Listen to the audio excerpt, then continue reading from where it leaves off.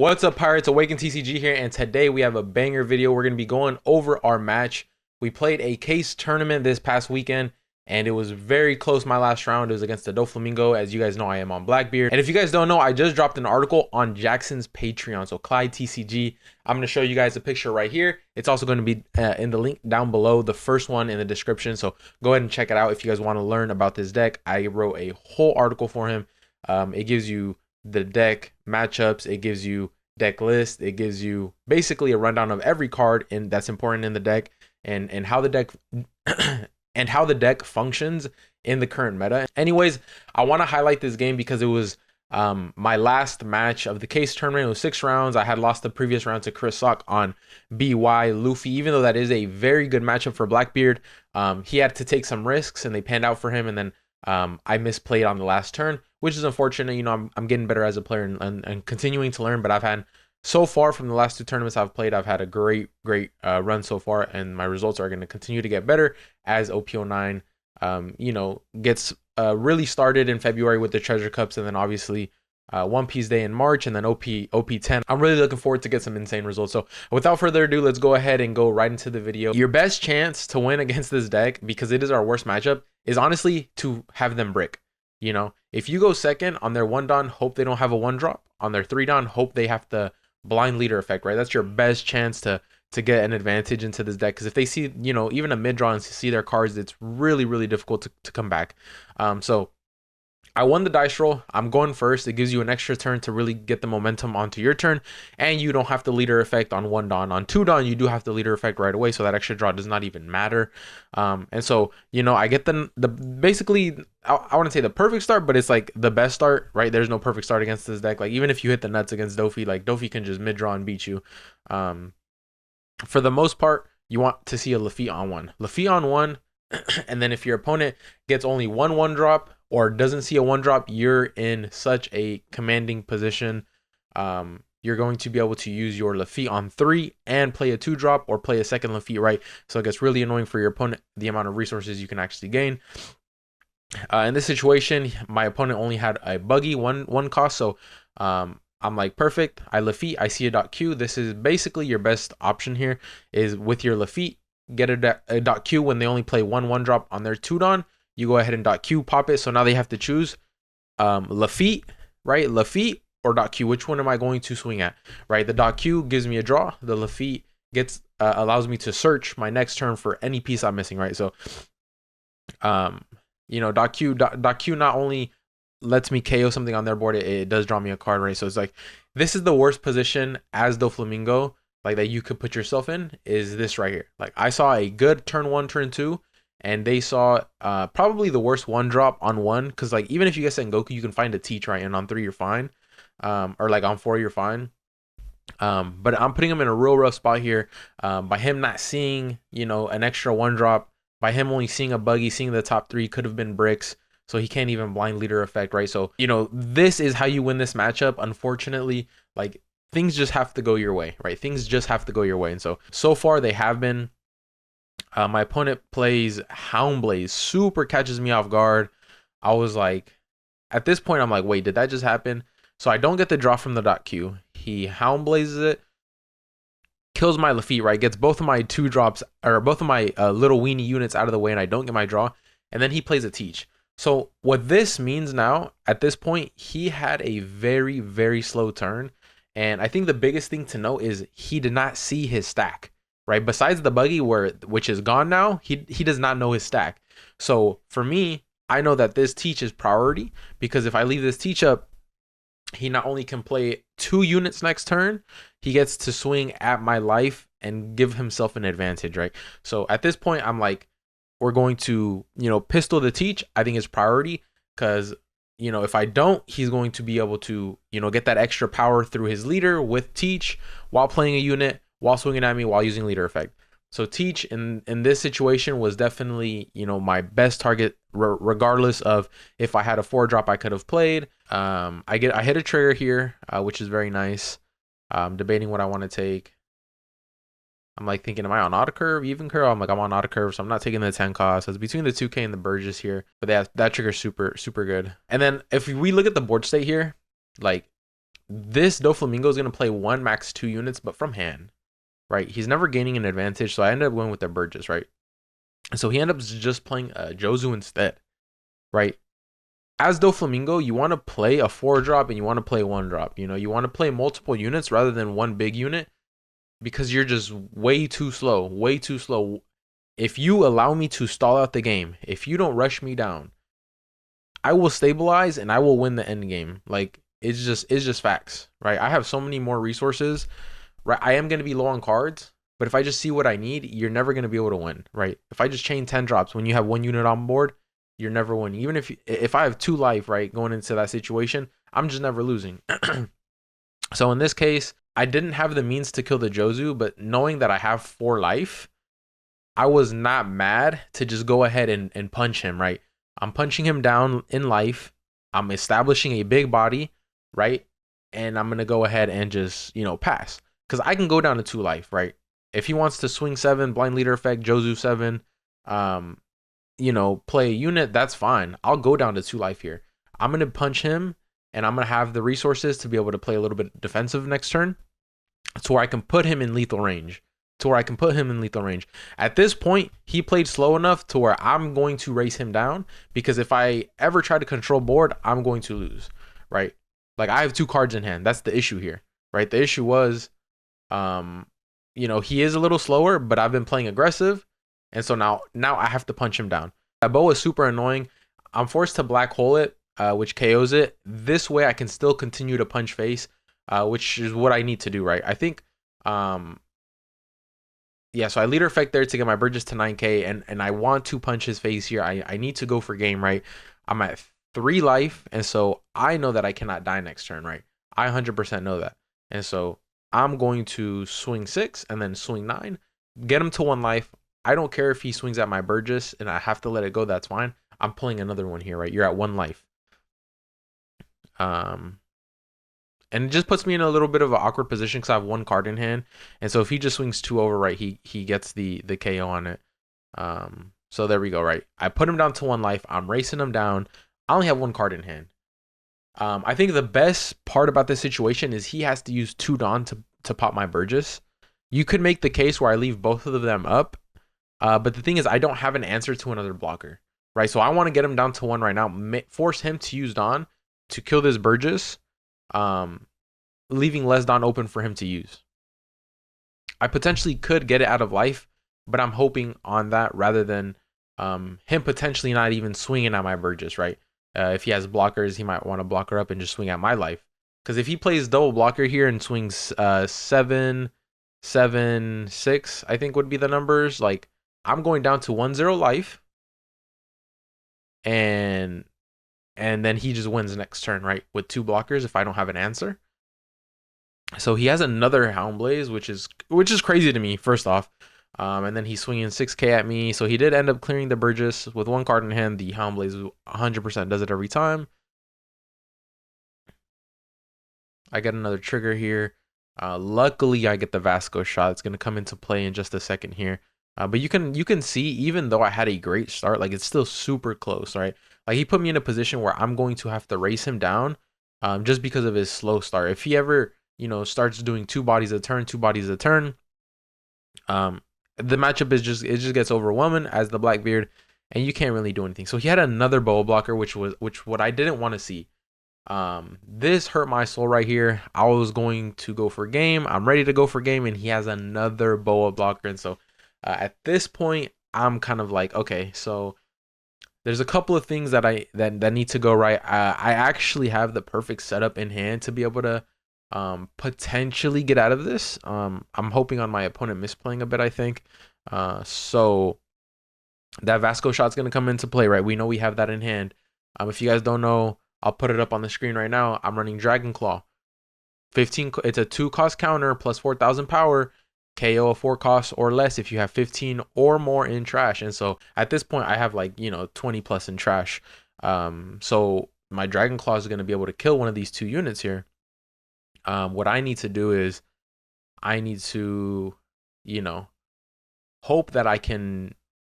So here's the thing.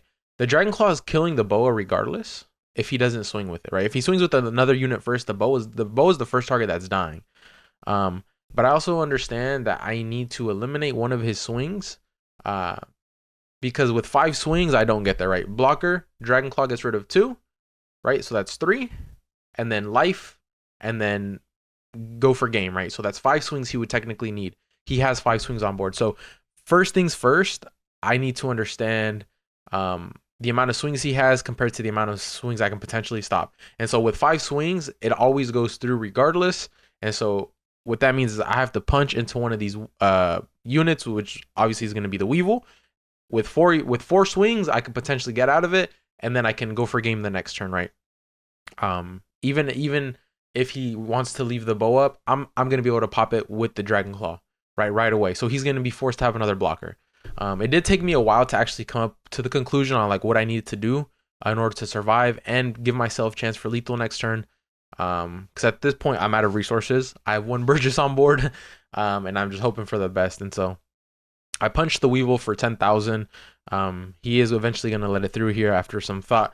But this matchup is very, very hard, and I'm not saying it's not winnable. I beat 2 Dofis this tournament, right? This case tournament.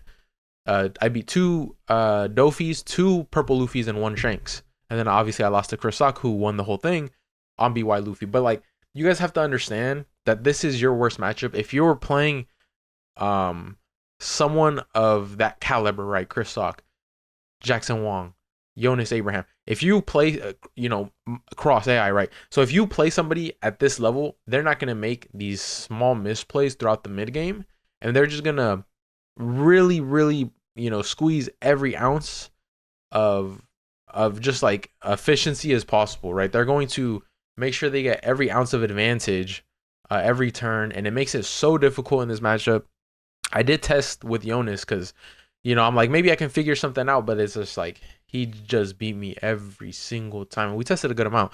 And so I've come to terms with that in this set for OP09. That's why I call this the bait deck. But this deck is really not bait. It really beats everything else, right? It really beats everything else. And so I finish off my turn here. I punch him to 0 life. I play a Vasco shot. And I swing lead into the Weevil. Weevil's dead. We have a blocker. We have Dragon Claw and a 1k. We got rid of our 10 cost. So this means if he misplays at any point, we just win, right? Blocker, life. The Dragon Claw protects 1 attack, and it kills the last attack. So we would never die. If he misplays any of his swings, if any of his swings are below 9,000, he just misplays and we win the game. We win the whole game, right? And so he's, dividing up his Dawn. How do I swing here? I think there is a way to play around this. So after I, did the math, I think if he just swings, so here's the thing. If he swings 10k and I have a 2k in hand, I can go Dragon Claw 2k, and then the 10k is like useless, right? But what he could have done was swing the Boa or swing the Jinbei, preferably the Boa, swing the Boa 11k. That way I can't use the Dragon Claw. The only way I'd be able to use the Dragon Claw is on the Boa. But if I use it on the Boa, 3 swings goes through, right? Because then he just goes, it'd be like 7, 7, 10, or like 8, 8, 8, 8, 7, 7, 8, 8, or something like that, right? So, and I have 1 card in hand and my life, right? So, he would still be able to have a potential way to win if I don't get a 2k out of hand. But swinging 10k and I have a 2k in hand, obviously I'm gonna just go Dragon Claw 2k, pop the other unit, and I block the attack, so we're in the same position. But I had a 1k in hand, so he had to swing 10k with a unit first, with one of the units that I can pop, because then I'm forced to block, take life, and I can't use my Dragon Claw, right? I have to save my Dragon Claw now, but that means I can't kill one of the other units. Right? If I just Dragon Claw, let's say he swings 11k and I Dragon Claw and just kill the Boa that I swung 11k with, he still has 3 swings. I have 1 card in hand, only 1 blocker, 1 life, right? So he swings 7 with 1 card in hand, I take. He swings, and then he would just split the 2 Dawn, which would be, what would that be? I think it'd be 5 Dawn left, so it's like 7, 8. 7, 8, and pray I don't have 2 2s or 2 1s. But it is a way to play around that. And so, obviously, we're going to go ahead and play this and see what he actually ends up doing. He swings 7k, which is like the worst possible decision. I go ahead and Dragon Claw +4, block the attack, and then I pop the Jinbei. And so at this point, he never wins. He never wins. I think he ends up just clearing my Burgess. But the reason I swung my Burgess last turn is because it's at 10k naturally. And so if he swings at that, it's so much easier to protect. And like if he ever wastes a swing into that and I protect it, I mean, I'm in the same scenario, right? I just popped the boa. I still have 1 life, 1 blocker. He's going to have 2 swings. And so there was no reason I don't swing the Burgess last turn and put him to 0. Now I'm just I'm forcing him to have another 2 boa blockers, even though we know one's in trash and one's rested now. So best case scenario for us here is a perfect showcase on why I like to run Dragon Claw. I think in the future, as more people really understand the cards that you run and the text you run, like if people know you're running this card, I think it gets a little worse. I do think it gets a little worse while it's super good into this matchup and to Purple Luffy, because Purple Luffy, you can catch him off guard if they ever play multiple Zoros, the Searchers, the 4 cost 6,000 power. You can always set up a lethal where, you know, you defend a turn by using that card and it just protects you, and then you can go for lethal next turn. Just like this turn here. He swings 7 at me. I go ahead and use the Vasco shot just because if he did have Perfume in hand, I still lose, right? And so I was playing around that. So unfortunately, I did have to give the Vasco early. I was debating on keeping it because I, you know, potentially would want it, you know, for a swing. He just jams my Burgess, doesn't get a unit, and it doesn't matter. At this point, he has 0 life, no blockers up, and I just swing 15 and jam. So yep, that was game. I think this was one of my faster games, but this matchup is kind of fast, right? Doflamingo is just so fast. Shout outs to my opponent. He played it decently well. He just had an unfortunate start where his buggy probably didn't see anything, so he couldn't blind leader, right? Even on his 4-down, if he just blind leaders, he has such a better turn. I think even if he like swings 5 into .Q or Lafitte, and then plays a unit standing, it's probably still a better turn than Houndblaze. Because like the thing with Houndblaze is like it just put him at such a like bad position, right? He negged the Houndblaze and then he played the Teach that I just popped anyway, so he just got 2 cards out of his hand. And he already didn't have anything to play.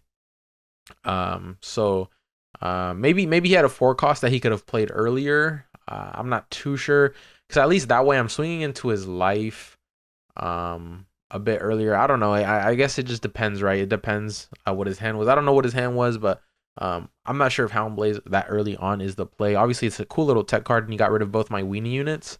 But it is a card out of hand. I guess maybe it's like for the mirror.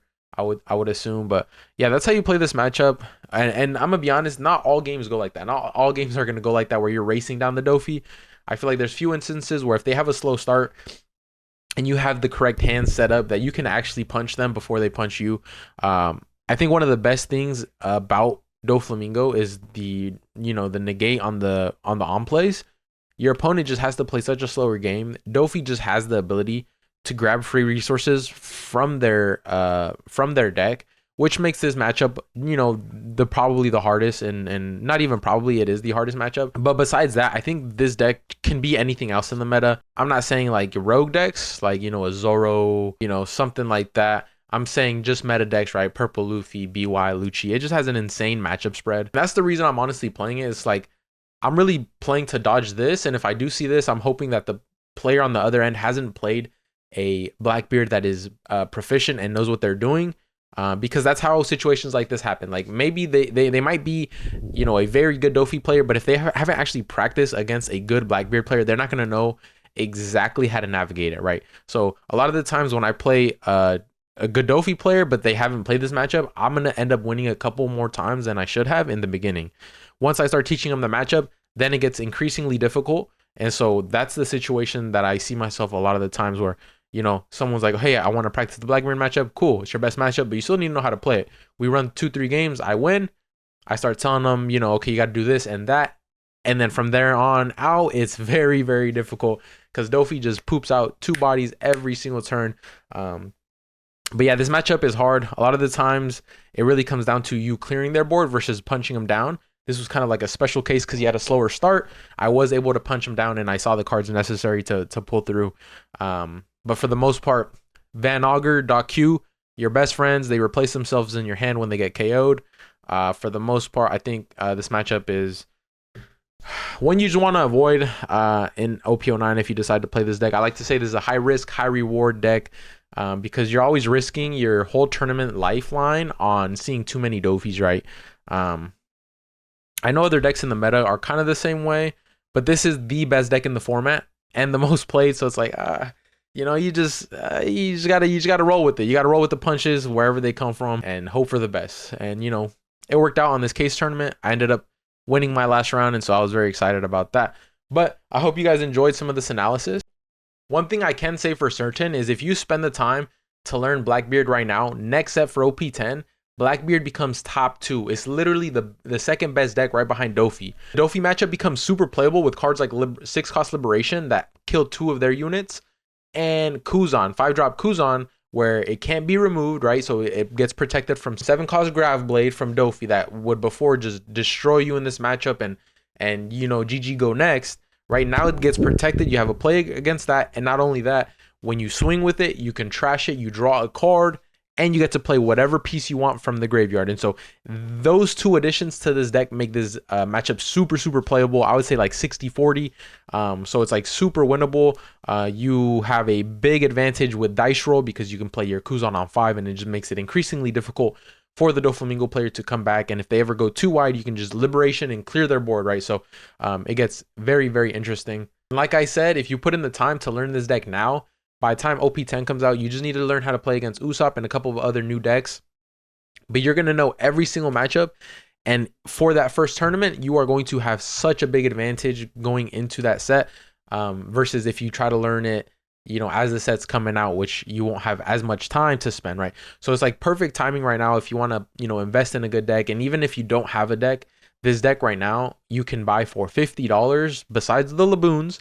Right, the Laboons are like maybe like 100 for the set, but that card is completely taken out next set. You don't need to run it. You can literally just run the base deck with the new cards.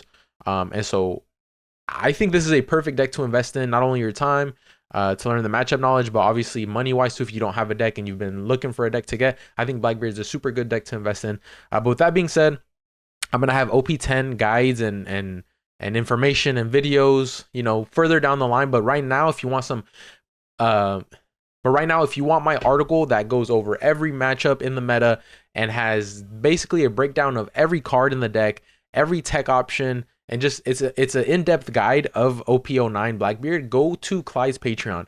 Go to Jackson Wong's Patreon. It's going to be the first link in the description. And check out my Metafy if you want coaching on this deck. I appreciate you guys so much. I hope you guys enjoyed the analysis. I'll see you guys on the next one. Peace.